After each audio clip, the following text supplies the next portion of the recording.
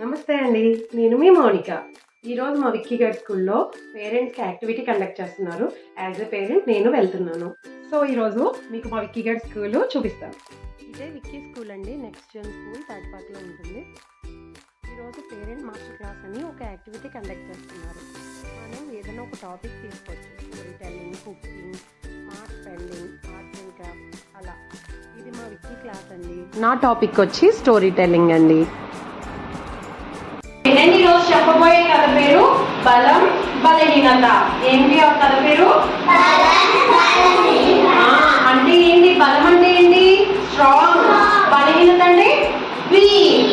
Okay, ఆ కథ పేరు బలం బలహీనత అంటే స్ట్రాంగ్ ఆర్ వీక్.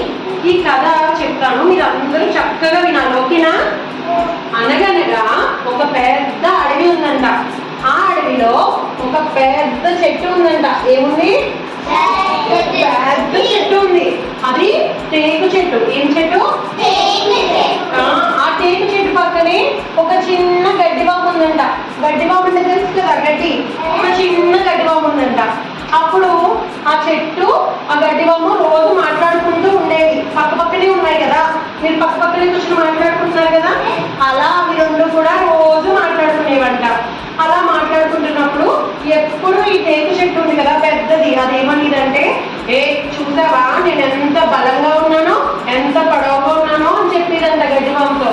గడ్డివాము ఏమి ఫీల్ అవ్వకుండా, తప్పు అలా మాట్లాడకూడదు, ఎప్పుడు గర్వానికి పోకూడదు, నిన్ను నువ్వు పొగుడుకోకూడదు అని చెప్పేదంట. అయినా సరే ఆ టేకు చెట్టు ఎప్పుడు తనని తాను పొగుడుకునేదంట. ఓ ప్రౌడ్ ఫీల్ అయ్యేదంట, నేను చాలా బలవంతురాలని, నేను చాలా బలంగా ఉన్నాను, చాలా పొడవుగా ఉన్నాను అని ఫీల్ అయ్యేదంట. ఇలా నడుస్తూ ఉంది. వాళ్ళ ఫ్రెండ్ చెప్పింది, పెద్దల మాట వినాలి, అలా గర్వానికి పోకూడదు అని. అయినా సరే ఆ టేకు చెట్టు వినలేదు, అలాగే గర్వానికే పోయేదంట. ఒకరోజు పెద్ద గాలి వచ్చిందంట. గాలి వస్తే ఏంటి గడ్డివాము ఉంది కదా, గడ్డివాము ఆ గాలికి అలా వంగనిపోయిందంట. గాలి గట్టిగా వచ్చినప్పుడు అది భయపడిపోయి వంగనిపోయిందంట. కానీ టేకు చెట్టు ఉంది కదా, అది అంటది, నేను ఎవరికి భయపడను, నాకు చూడు నేను ఎంత స్ట్రాంగో అని. గాలి ఎంత గాలి వచ్చినా అలా స్ట్రాంగ్గా నుంచుందంట.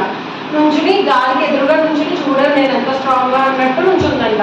ఆ గాలి గట్టిగా పెరిగిపోయిందంట. పెరిగిపోతే అలాగే నుంచుందంట. గాలి తగ్గి నెమ్మదిగా మళ్ళీ మామూలు స్థితికి వచ్చిందంట.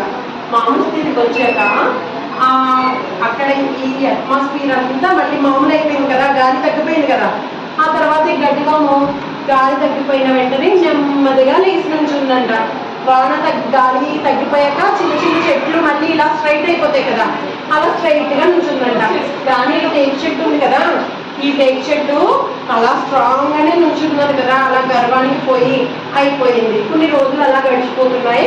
టేకు చెట్టు మళ్ళీ దాన్ని ఏడిపిస్తుంది. ఎందుకు నువ్వు అంత భయపడిపోతున్నావు? చిన్న గాలికి అలా పడుకుపోతావా అని ఎందుకు అంత భయపడిపోతున్నావు? నన్ను చూడు నేను ఎంత స్ట్రాంగ్గా ఉన్నానో అని మళ్ళీ ప్రౌడ్ ఫీల్ అయ్యింది. ఎవరు? టేకు చెట్టు. అప్పుడు ఏమైందంటే మళ్ళీ కొన్ని రోజులు గడిచిపోయాయి. ఈసారి పెద్ద గాలివాన వచ్చిందంట. మొన్నేమో గాలి కదా వస్తా, ఇప్పుడు పెద్ద గాలివాన. అది ఎలా మారింది? తుఫాను కింద మారిపోయిందంట. తుఫాన్ లాగా మారిపోతే అయినా సరే టేకు చెట్టు, నేను చూడు ఎలా స్ట్రాంగ్గా నుంచి ఉంటాను అని సేమ్ ఎప్పట్లాగే అలా స్ట్రాంగ్గా ఇలా ఆకులన్నీ ఇలా విడిచిపెట్టి ఇలా నుంచిందంట. ఎప్పటిలాగే మన గడ్డివాము ఏం చేసింది? గాలివానికి వంగులిపోయి అలా పడుకుపోయింది వాటర్లో. అలా ఉండగా గాలివాన బాగా పెరిగిపోయిందంట. పెరిగిపోయేప్పటికీ ఈ టేకు చెట్టు ఉంది కదా పెద్ద చెట్టు, మరి ఎక్కువ గాలి వచ్చేటప్పటికి నుంచుంటుందా? నుంచోలేకపోయిందంట. ఎంతసేపు నుంచుంటుంది? చాలాసేపు నుంచుంది. కానీ కాసేపటికి విరిగిపోయింది. విరిగిపోయి ఆ చెట్టు పడిపోయింది. పడిపోయిన కాసేపటికి గాలివాన తగ్గిపోయిందంట. గాలివాన తగ్గిపోయాక గడ్డివాము ఎప్పట్లాగే లెగిసి నుంచుంది. మళ్ళీ ఇలా లెగిస్తుంది కదా చెట్టు, అలా స్ట్రైట్ అయింది. అయిపోయాక దాని చుట్టూ చూసుకుందంట. చుట్టూ చూసుకుంటే అక్కడ పెద్ద చెట్టు ఉందా? లేదు కదా, వాళ్ళ ఫ్రెండ్ పడిపోయాడు కదా. అప్పుడు ఆ పెద్ద చెట్టుని చూసి బాధపడిందంట. అయ్యో నేను చెప్పాను కదా గర్వానికి పోకు, పతనానికి కారణం అవుతుంది అని, అయినా నువ్వు గర్వానికి పోయావు, చూడు ఇప్పుడు ఎలా పడిపోయి చనిపోయావో అని బాధపడిందంట. దీన్ని బట్టి ఏమర్థమైంది మీకు? ఎప్పుడు గర్వానికి పోకూడదు. మమ్మీ హోంవర్క్ చేయమంటే ఏమంటారు మీరు?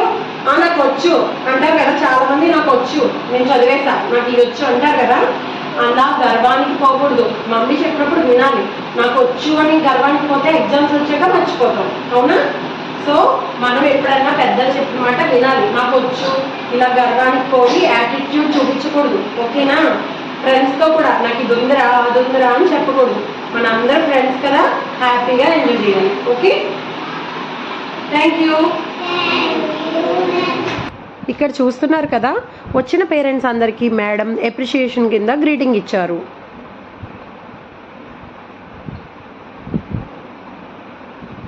Thank you for watching.